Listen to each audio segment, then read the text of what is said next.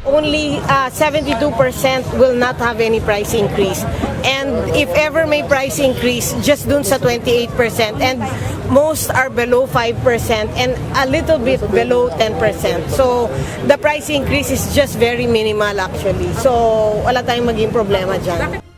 Inaasahan na sa January 20, ilalabas na ng Department of Trade and Industry ang listahan ng mga produkto na magkakaroon ng bahagyang price increase. Kabilang sa nabanggit ng DTI na magkakaroon ng taas presyo ay sardinas, tinapay, kandila at baterya. Ayon kay DTI Secretary Maria Cristina Roque, inaprobahan na nila ang hiling na taas presyo ng ilang manufacturer dahil na rin sa pagtaas ng presyo sa materyales.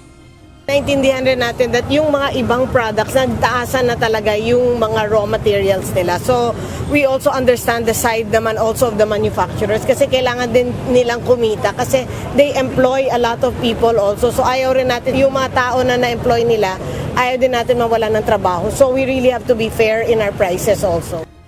Sa Pebrero naman ito inaasahang ipatutupad ng DTI. Ngunit ngayon pa lang, dumadaing na si Nanay Josie Ero sa halos magkakasunod na pagtaas ng presyo ng mga bilihin. Sana po ibaba na lang kasi hindi na namin kaya eh. Sobra na ang taas. Dati mababa rin yan na pinakamataas 35, 40. O ngayon lalong tumataas pa. Sabi ibababa, kakaunti lang ibaba. Hindi na po namin kaya yun. Ay, bigas lang. Dapat lahat ibaba. O, yung sardinas tumaas na bago mag-December. Dagdag pagtitipid naman ito para sa iba upang mapagkasya ang kanilang budget. Control na lang po kami. Minsan 500.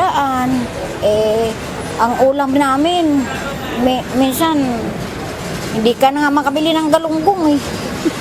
Mga itlog, gulay, kahit nga gulay tumataas rin eh.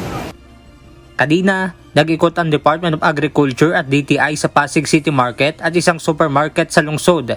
Napansin naman ng DA at DTI na karamihan sa mga local rice na ibinebenta ay nasa 39 pesos kada kilo ang pinakamurang bigas na maaaring mabili.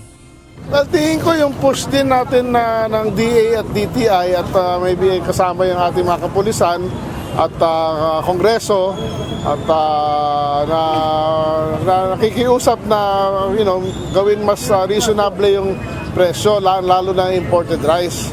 Dahil nga nakita na natin na yung presyo na above 58 is talagang unreasonable, no?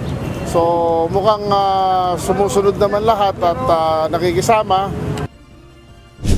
Sa buwan ng Marso hanggang Abril, inaasahan na mag-aanihan ng palay ang mga magsasaka. Kaya naman para mabawasan ang stock sa mga bodega, magbebenta na rin ng bigas ang NFA at DA sa mga local government unit at relief agencies. So kung puno ang warehouse namin, hindi kami makapagbili sa mga farmers sa maayos na presyo. So kailangan namin maibenta kaagad yan.